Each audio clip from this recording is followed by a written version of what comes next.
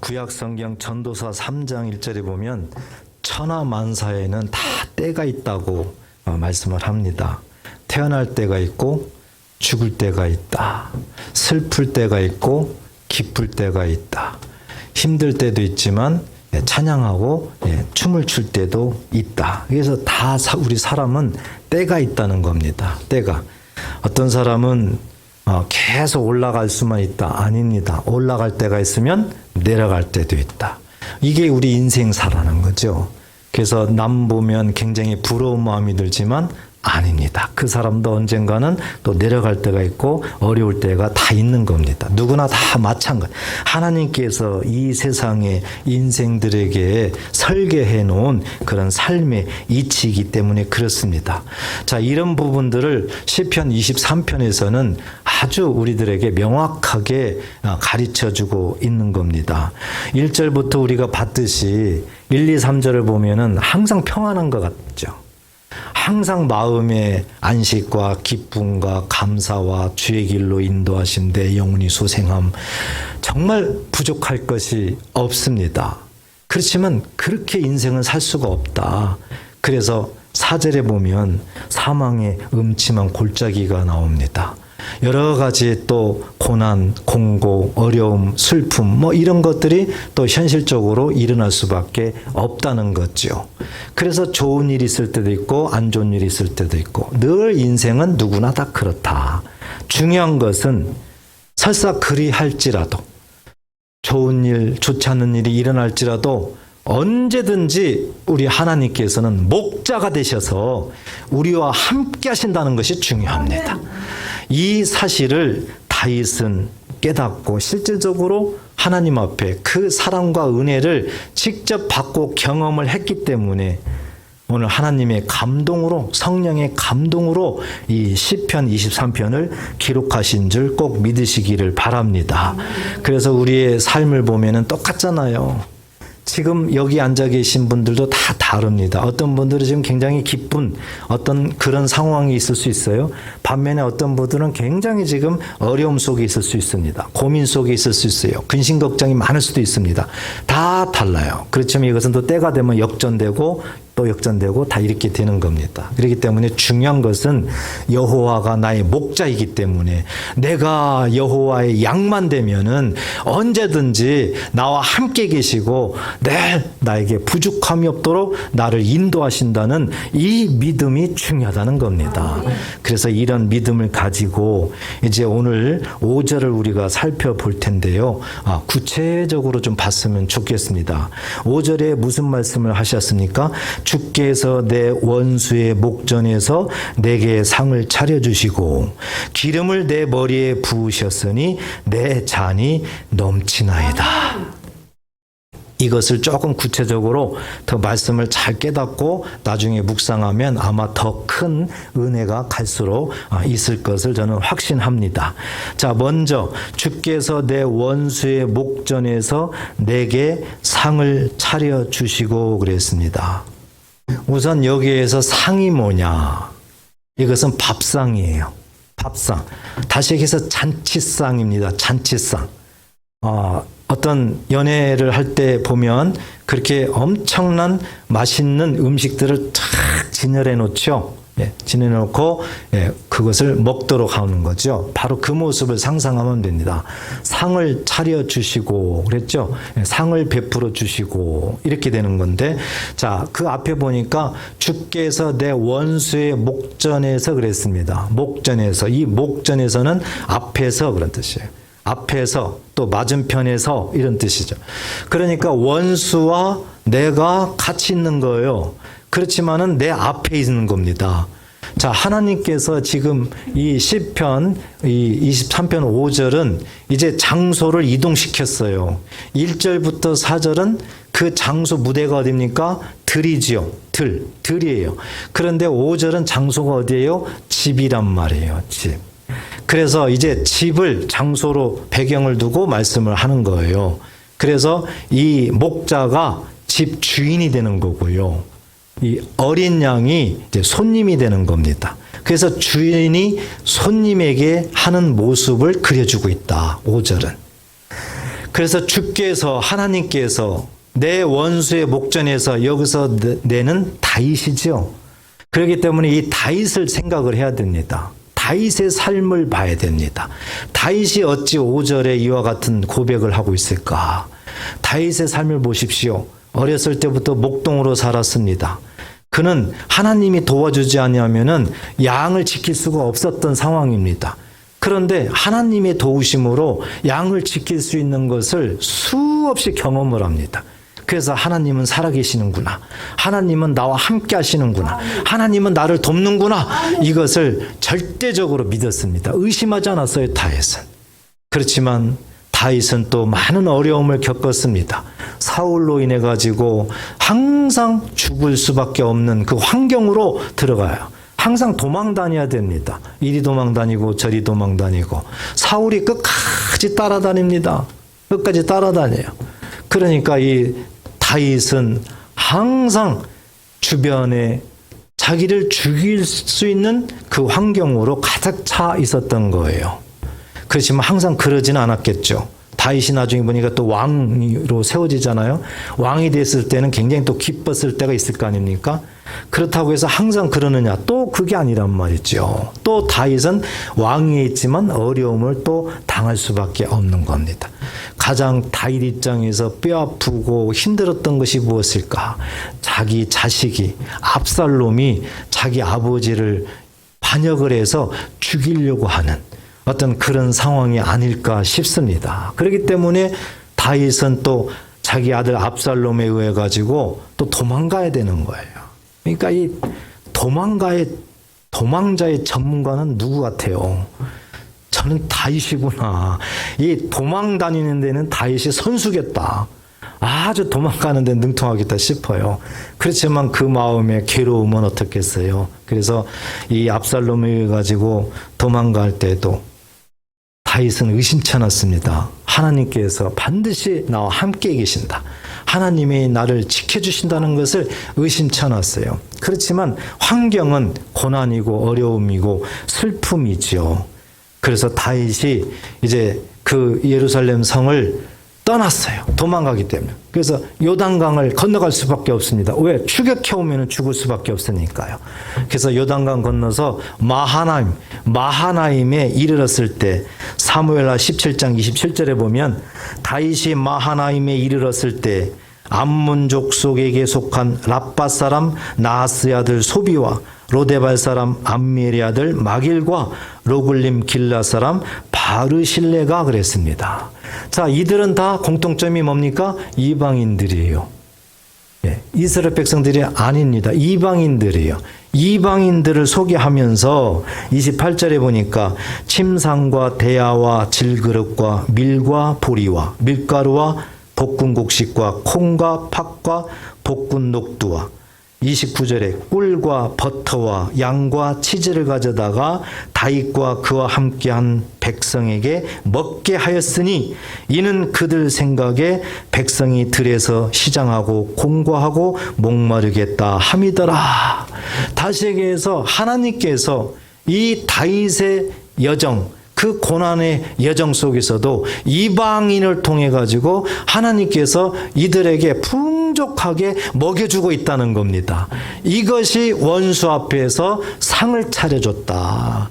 그래서 다윗은 그 어려움 속에서도 정말 슬픔 속에서도 역경 속에서도 하나님께서 원수 앞에서 이렇게 상 차려주신다는 것을 많이 경험을 했어요. 늘 하나님께서 함께 하신다는 것을 그는 철두철미하게 신뢰를 했던 겁니다. 하나님께서 다윗에게만 그랬겠습니까? 아닙니다. 아무리 시간이 흘러도 변치 않고 하나님께서 원수 앞에서 상을 차려주겠다고 계속 말씀을 하고 있습니다. 우리 주님이 말씀하셨는데 우리가 잘 아는 누가복음 15장에 보면 돌아온 탕자에 관련된 말씀이죠. 예, 둘째 아들이 자기 재산 다 달라고 해가지고 집을 나갔습니다. 그리고 허랑방탕한 삶을 살게 됩니다. 돈이 있을 때는 사람들이 대우를 해주지만 돈이 없으면 누가 대우해 줍니까? 사람 취급도 잘 안 하죠. 그래서 사람은 돈이 있을 때는 힘이 있지만 돈이 없으면은 그냥 쥐구멍이 어디냐, 그냥 그런 모습입니다. 다 누구나. 둘째 아들이 이제 돈이 떨어져서 누구도 자기를 인정도 안 해줘요. 그러니 빌어먹을 데도 없어요. 그래서 큰 신이 돼지 이 치는 어떤 거기를 자기 업으로 어떻게 얻어가지고 거기에서 돼지들과 함께 쥐엄나무를 먹으면서 살아야 되는 이 고난 속에 들어가 있습니다. 그때 둘째 아들이 철저하게 회개를 하죠. 그리고 차라리 내 아버지 집에 가서 종노릇 하는 것이 더 낫겠다. 그래서 아버지는 나를 받아줄 거야 하는 마음으로 아버지 집에 오게 되는 거죠. 그랬더니 아버지가 이 둘째 아들이 나간 날부터 계속 문 밖에서 기다리고 있는 거예요. 하루도 안 빼놓고. 그래서 어느 날 보니까는 저 멀리 아들이 오는 겁니다. 뛰어가서 아들을 붙잡고 얼마나 기뻐했겠습니까? 그리고 그 아들에게 무슨 일을 할까? 누가복음 12장 22절에 보니까 아버지는 종들에게 이르되 제일 좋은 옷을 내어다가 입히고 손에 가락지를 끼우고 발에 신을 신기고 완전히 옷을 바꿔주고 뭐 신발 뭐 다 새롭게 해주잖아요. 그리고 23절에 보니까 그리고 살찐 송아지를 끌어다가 잡으라. 우리가 먹고 즐기자. 이 내 아들은 죽었다가 다시 살아났으며 내가 잃었다가 다시 얻었노라 하니 그들이 즐거워하더라. 아버지가 그 둘째 아들을 다 새로 옷 입히고 신발도 바꿔 신기고 전부 다 이렇게 하고 난 다음에 가장 살찐 송아지, 한마디로 얘기해서 잔치를 베풀어 주시는 거예요. 잔치를. 이 모습이 원수 앞에서 상을 차려주시고 꼭 믿으시기 바랍니다. 그렇다면 우리에게도 하나님께서 그렇게 하지 않겠습니까? 우리에게도 하나님께서 그렇게 하시려고 예수님을 먼저 보내셔서 그 모든 걸림돌들을, 장애물들을 다 치우시고 예수 믿게 하셔서 우리들에게도 악한 원수 앞에서 항상 하나님께서는 상을 차려주신다. 여러분, 원수가 누굽니까? 원수가 무엇이라고 생각을 해야 됩니까? 다윗 때 보면은 사울이 대표적이겠죠. 또 압살롬, 이렇게 다윗의 앞길을 방해하는 그런 자들이 원수다, 이렇게 1차적으로 이해할 수가 있습니다. 또 하나 우리가 이제 더 폭넓게 생각을 한다면은 바로 이 사망의 세계가 원수입니다. 우리에게는 이 사망의 세계가 원수예요. 더 나아가서 사망의 세계를 누가 주관하고 있습니까? 사단이 주관하고 있어요. 그렇기 때문에 악한 원수 마귀가 우리들의 원수라는 거죠. 그래서 우리 예수 믿는 자들이 이렇게 원수라는 것이 바로 이 세상, 사망의 세계구나, 사망의 세계를 붙잡고 역사하는 악한 원수, 마귀가 원수구나, 이런 것들이 마음속에 잘 정리가 되어야 됩니다. 그렇지만 하나님께서는 예수 믿는 자들에게 그 원수 앞에서도 우리에게 상을 차려주신다. 무슨 얘기입니까? 하나님은 예수 믿는 자들을 인정한다는 거죠. 예수 믿는 자들 편이라는 거예요. 원수 마귀의 편이 아니라 예수 믿는 자들의 편이다. 예수 믿는 자들을 하나님은 인정한다는 의미인 줄 믿으시기 바랍니다. 상을 차려준다는 얘기는 우리를 인정한다는 거예요. 하나님이 인정한다는 겁니다. 그렇기 때문에 하나님께 인정받는 것이 중요해요. 사람에게 인정받는 것도 중요하지만 하나님께 인정받으면 하나님이 알아서 하신다. 하나님이. 그래서 우리들의 초점은 하나님께 인정받자. 이것이 내 마음속에, 우리 마음속에 깊이 새겨야될 줄 믿습니다. 이렇게 주께서 내 원수 목전에서 내게 상을 차려주시고 우리가 살펴봤습니다. 이제 우리는 앞으로의 삶과 모든 것에서 상을 차려주신다. 정말 잔치를 베풀어 주신다. 이것을 늘 마음이 잊어서는 안 돼요. 그래서 한 가지 정말 더 적용해야 되는 것은 이 잔치죠. 잔치. 오늘 이 말씀을 우리에게 주시면서 무슨 교훈을 주시는가, 무슨 메시지를 주시는가, 바로 천국잔치를 마음에 새기게 하십니다. 천국잔치예요. 우리에게 천국잔치를 하나님께서 베풀어 주신다. 원수들 앞에서 천국잔치를 베풀어 주신다. 대부분 잘못 생각하면 우리가 죽어서 천국 가야만 그게 되죠, 이렇게 생각할 수가 있죠. 맞습니다. 그렇지만 그건 나중에 자동으로 되는 일이에요. 하나님은 우리가 살아있을 때를 중요시 여겨요. 하나님, 우리가 살아있을 때 천국잔치를 누리며 살기를 하나님께서는 은혜를 베풀어 주셨습니다. 그렇기 때문에 살아있을 때 천국잔치를 누려야 되는 겁니다. 그렇다면 천국잔치가 우리에게는 무엇일까요? 하나님은 살아있을 때 천국잔치를 누리도록 하신다는 건데, 바로 천국잔치는 무엇일까요? 바로 예배입니다. 예배인 줄 믿으시기 바랍니다. 예배는요, 하나님이 천국잔치를 딱 준비하셔가지고 우리를 초청하는 거예요. 예배는 당연히 막연히 그냥 와서 예배 드린다가 아닙니다. 하나님께서 예수님을 통해서 이미 천국잔치에 참여할 수 있는 자격을 주셨어요. 예수님의 십자가를 믿는 자들에게 자격을 주시고, 하나님이 천국잔치를 이 땅에 사는 자녀들에게 쫙 준비해 놓으셨어요. 배설하셨어요. 그리고 이곳에 와서 천국잔치에 참여해서 넉넉하게 먹고 마시고 즐기라, 그렇게 하셨어요. 그러니까 이 천국잔치는 영적으로 보면 예배인데, 이 예배는 천국잔치이기 때문에 항상 기쁨이에요. 즐거움이에요. 그래서 예배 드리는 것은 늘 즐거움이에요. 우리를 초청하셔가지고 이렇게 천국잔치를 초청하셔서 우리를 먹게 하시고 풍족하게 하시는 그 하나님의 사랑, 그것이 감사하고 기쁜 거죠. 그러니까 기뻐야 돼요. 기뻐야 돼요. 그래서 우리는 이 세상 끝날 때까지 오늘 시편 23편 이 5절 말씀에 원수 목전에서 내게 상을 베푸시고, 이것은 바로 나에게 일생 동안 천국잔치를 누리며 살으라고 하나님께서 늘 예배 가운데 나를 초청하시는구나. 그리고 그 예배를 통해서 천국잔치의 그 삶을 누리게 만드시는구나. 여기에 대해서 늘 기뻐하시면서 감사하시면서 예배에 승리해야 되겠구나. 이런 것들이 우리의 신앙에서 가장 중요한 일입니다. 우리는 누구나 다 하나님의 은혜 받기를 원하십니다. 동의하십니까? 천국잔치를 우리는 누구나 다 참여해가지고 그 모든 것들을 누리기를 원하십니다. 동의하십니까? 그렇다면은 예배라는 것을 소홀히 하지 마십시오. 인간적인 예배 개념이 아니에요. 왜 하나님이 예배를 드리도록 하셨을까? 이것을 우리는 늘 깊이 생각해야 됩니다. 이 세상 사는 그날까지 늘 예배를 성공하시고 천국잔치에 참여하셔서 천국잔치에 차려놓은 한 가지 한 가지를 경험하시고 누리셔서 하나님 앞에 기쁨이 되는 삶을 사시기를 주의 이름으로 축복합니다.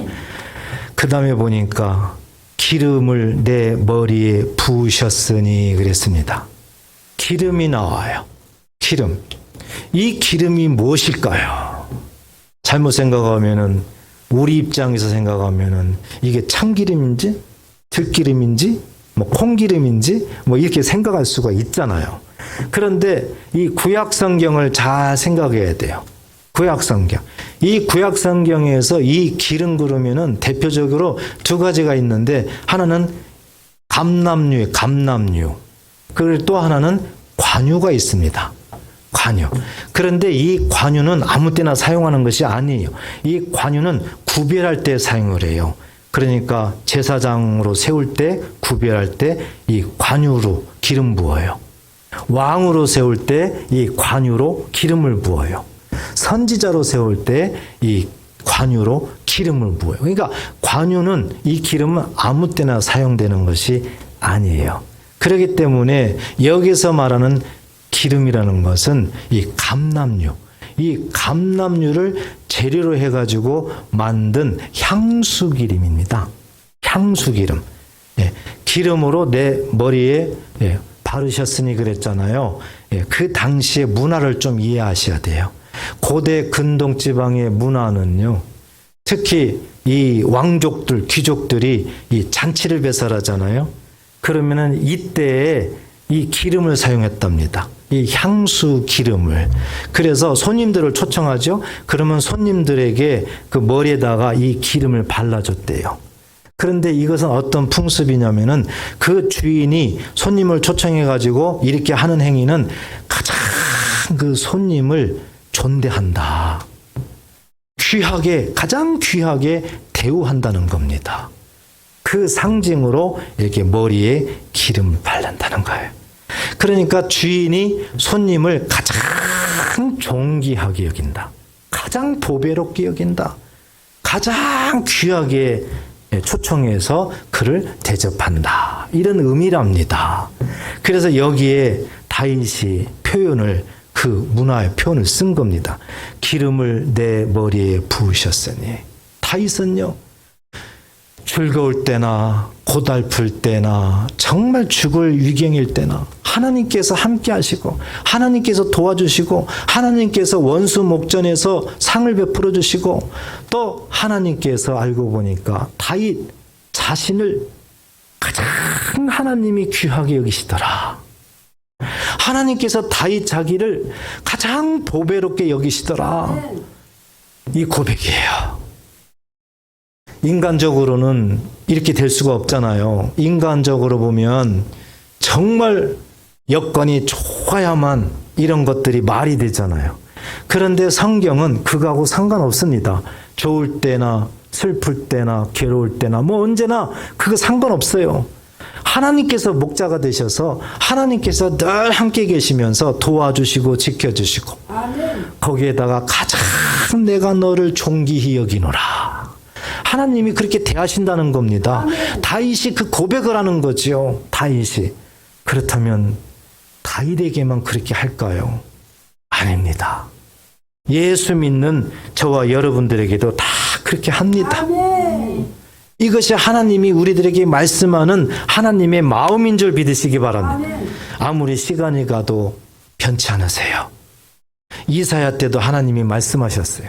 이사야 43장 4절에 보면 내가 내 눈에 보배롭고 존귀하며, 하나님 눈에는 너가 정말 보배롭구나, 정말 존귀하구나 하면서 내가 너를 사랑하노라.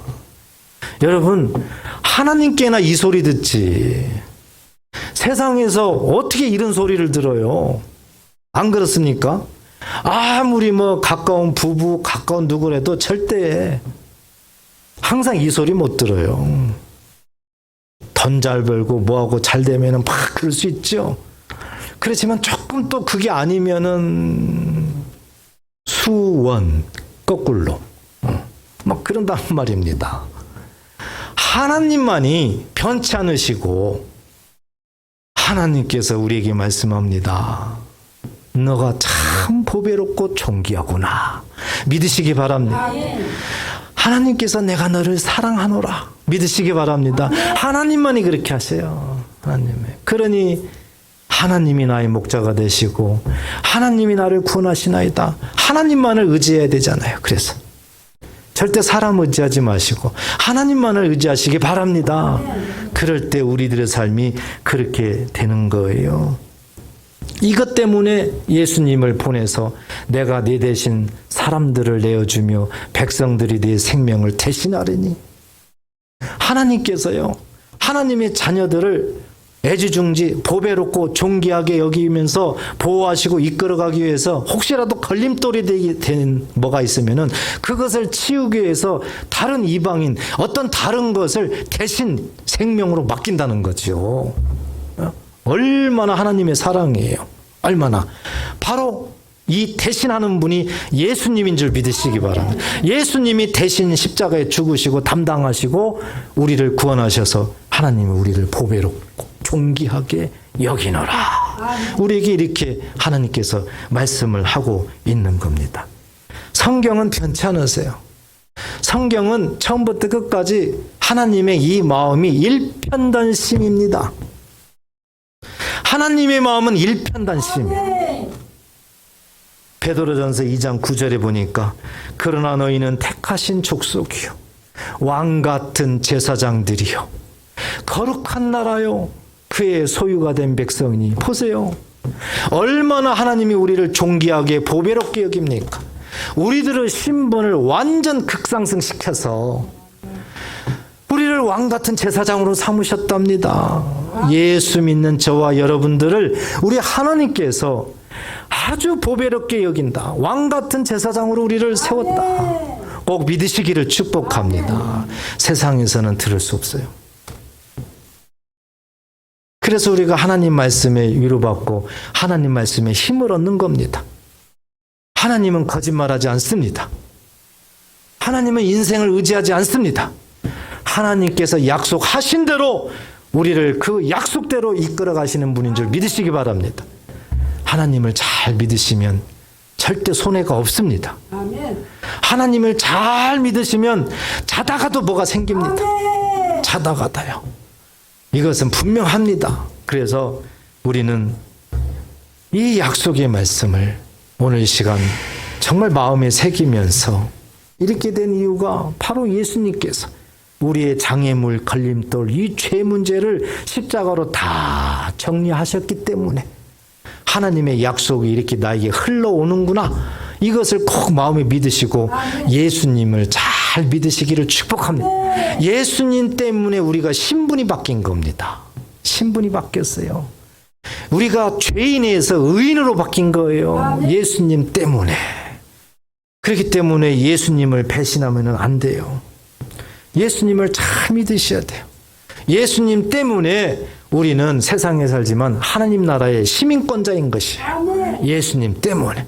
예수님 때문에 우리는 이 세상에서 죽어야 되지만 예수님 때문에 하나님께서 하나님 나라를 기업으로 우리에게 허락하시고 하나님의 상속자로 우리를 삼으신 줄 믿으시기 바랍니다. 예수님 때문에. 그래서 우리가 예수를 잘 믿어야 되는 이유가 바로 여기 있는 거예요. 예수님이 없으면 아무 의미가 없어요. 구원받을 수도 없죠. 하나님의 시민권자 될 수도 없어요. 하나님을 만날 수도 없어요. 천국 갈 수도 없어요. 예수님을 잘 믿으시기를 주의 이름으로 축복합니다. 이런 믿음을 가지고 이제 우리가 마음속에 새겨야 되는 것은 자존감입니다. 그렇기 때문에 예수 믿는 자들이 자존감이 낮으면 안 된다. 나는 하나님의 자녀입니다. 나는 비록 죽을 수밖에 없는 죄인이지만 예수님이 내 대신 십자가에 죽으심으로 하나님의 자녀로 삼으셨습니다. 아멘. 왕 같은 제사장으로 삼으셨어요. 아멘. 이런 사람이에요, 우리가. 그렇기 때문에 우리가 세상 살면서 자존감이 높아야 된다. 아멘. 자존감이. 왜 세상 사람들에게 굽실굽실대고 무릎을 꿇는 모습이냐 이겁니다.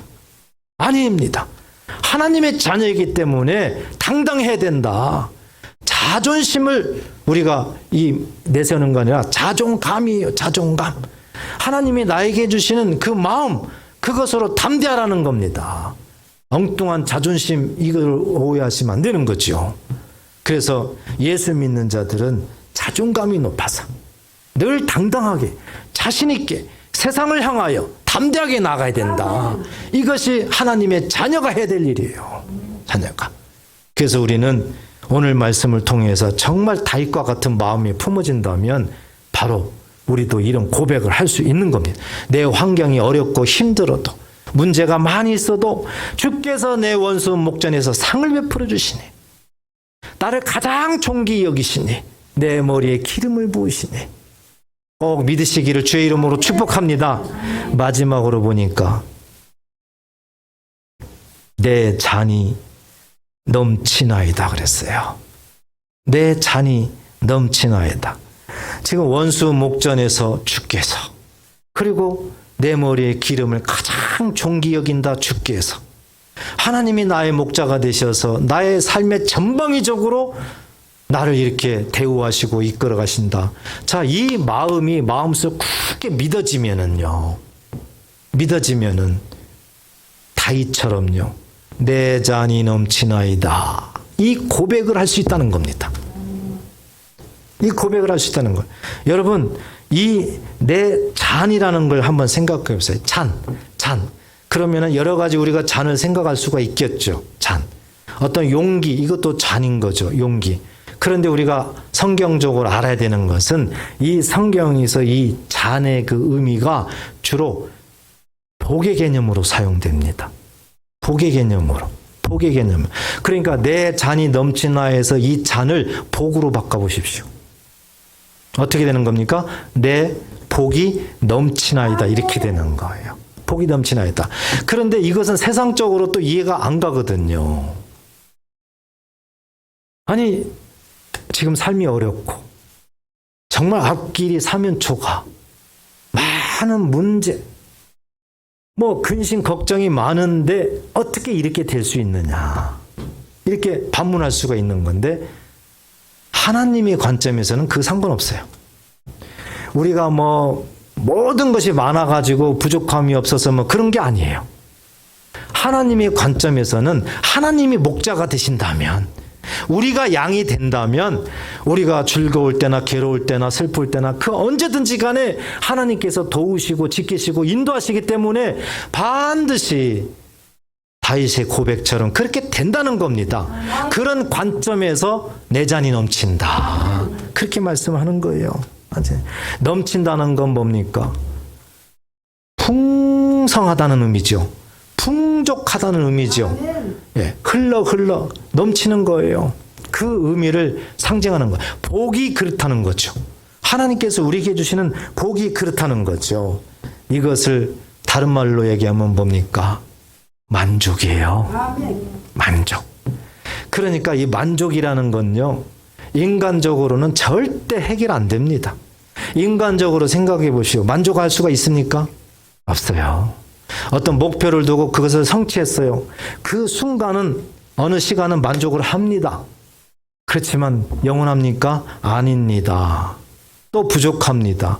또 뭔가를 계획해서 또 해야 됩니다. 왜요? 사람에게는 욕심이 있기 때문에 그래요. 그러니까 절대 만족이라는 것은 이 세상에 존재하지 않습니다. 만족하고자 하는 그 마음을 버리셔야 됩니다. 절대 인간은 만족할 수 없어요. 그렇지만 하나님 안에서, 주 안에서는 만족할 수 있다는 거예요. 나에게 베풀어 주신 이 하나님의 은혜가 크면 나는 그걸로 만족한다는 겁니다. 옆에서 뭐가 되고 어렵고 난리 나고 그러더라도 내 영은 만족하는 거예요. 그래서 몇 절에 그게 나와 있습니까? 3절에 내 영혼이 소생시키시고, 이게 중요하다고 그랬잖아요. 내 영혼이 중요해요. 내 마음이 중요해요. 내 마음이 만족을 해야 됩니다. 그래야 주변에 어떤 걸 봐도 욕심이 안 생기고요. 어떤 걸 봐도 마음에 근심 걱정이 안 생기고요. 원망이 안 생기고 그렇습니다. 내 마음에서 영혼이 소생하고 내 마음에 만족하게 되면은요, 다 좋게 보이는 거예요. 이게 안 되기 때문에 안 좋게 보이는 겁니다. 내 마음에 달려 있는 거예요. 내 마음에. 나 때문에 그런 겁니다. 문제가 나 때문에 있는 거죠. 그러니까 항상. 내 영혼이 소생 안 됐기 때문에, 내 마음이 만족이 안 됐기 때문에 다 그렇게 보이는 겁니다. 그래서 내 마음의 만족함이 참 중요한 일이다. 만족하게 되면은 입술로 어떤 고백이 나옵니까? 감사가 나오죠. 감사가. 그래서 늘 감사하는 삶이 될 수가 있는 거예요. 그러니까 거꾸로 추적하면 감사한다는 얘기는 내 마음에 만족이 있다는 거죠. 내 영혼이 소생되어 있다는 거죠. 그래서 감사가 나오는 겁니다. 속이 안 되면 절대 감사 안 나와요. 이건 누구나 다 잘 이해할 수 있는 겁니다. 세상에서는 해결이 안 됩니다.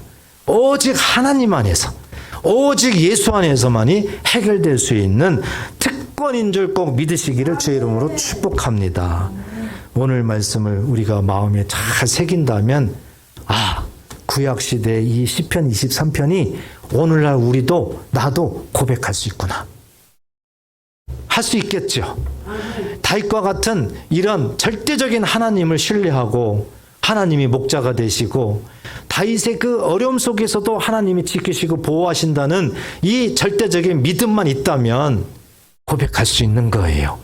그래서 우리에게 이제 중요한 것은 내 잔이 넘치나이다 할 수 있는 믿음인 줄 믿으시기 바랍니다. 이 내 잔이 넘치나이다 믿음이 중요하다. 그래서 이것이 안 되면 이거 가지고 우리가 이제 기도해야 돼요. 하나님, 내 잔이 넘친다는 고백할 수 있는 믿음을 주님 허락하시고 도와주시옵소서. 그래서 날마다 만족하는 삶을 살게 하시고 날마다 감사하는 삶을 살게 하여 주시옵소서.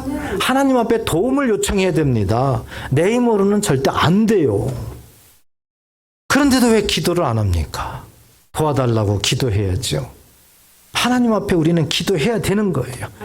그래서 오늘 5절에 주께서 내 원수의 목전에서 내게 상을 차려주시고 요 한 부분, 기름을 내 머리에 부으셨으니 요 한 부분, 내 잔이 넘치나이다 요 한 부분, 세 부분으로 나누어서 하나님 말씀을 전했습니다. 꼭 오늘 말씀을 마음에 잘 새기시고 다윗처럼 하나님 안에서 늘 만족하는 삶, 어려움 속에서도 감사하는 삶, 그래서 하나님 앞에 기쁨이 되는 저와 여러분 되시기를 주의 이름으로 축복합니다. 기도하겠습니다.